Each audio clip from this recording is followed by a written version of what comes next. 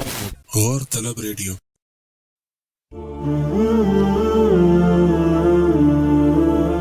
پیارے سامعین، السلام علیکم۔ آپ کو ایک حقیقی، دلچسپ اور سبق آموز واقعہ سناتے ہیں۔ یقیناً یہ آپ کو ضرور پسند آئے گا۔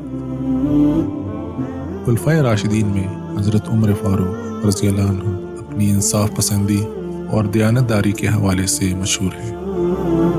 حضرت عمر فاروق کی خلافت کے دور میں ایک مرتبہ بحرین سے مشک کستوری آیا۔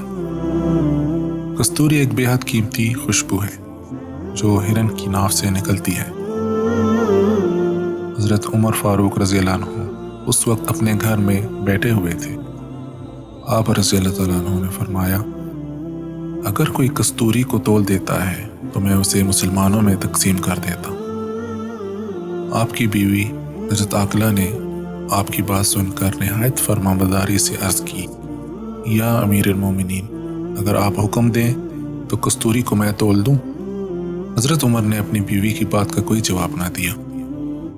تھوڑی دیر گزرنے کے بعد آپ نے پھر کہا، اگر کوئی کستوری کو تول دے تو میں اسے مسلمانوں میں تقسیم کر دوں۔ جواب میں حضرت عاقلہ نے پھر عرض کی، اگر آپ اجازت دیں تو کستوری کو میں تول دیتی ہوں۔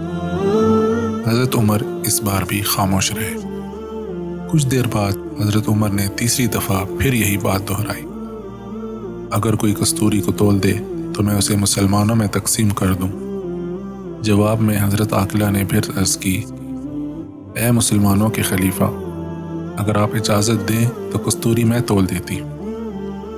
اس مرتبہ حضرت عمر نے ارشاد فرمایا، اے عاقلہ، مجھے یہ بالکل پسند نہیں کہ تم جب کستوری کو تولنے کے لیے ترازو کے پلڑوں میں رکھو تو یہ تمہارے ہاتھوں سے لگتی رہے، اور جب ہمارے حصے کی کستوری ہمیں ملے تو اس میں تمہارے ہاتھوں سے لگی ہوئی کستوری بلا تقسیم ہمارے حصے میں آ جائے۔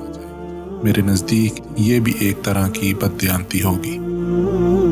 دیکھا دوستو، حضرت عمر فاروق رضی اللہ تعالیٰ عنہ کی دیانتداری کو۔ اگر ہمارے حکمران اور عوام آج بھی حضرت عمر رضی اللہ تعالیٰ عنہ کی سوچ کو اپنا لیں تو پھر کسی کو کسی سے کوئی شکایت پیدا نہ ہو۔ مزید حقیقی اور دلچسپ واقعات کو سننے کے لیے اپنے اس چینل کو سبسکرائب کریں اور اپنے پیاروں سے شیئر کریں۔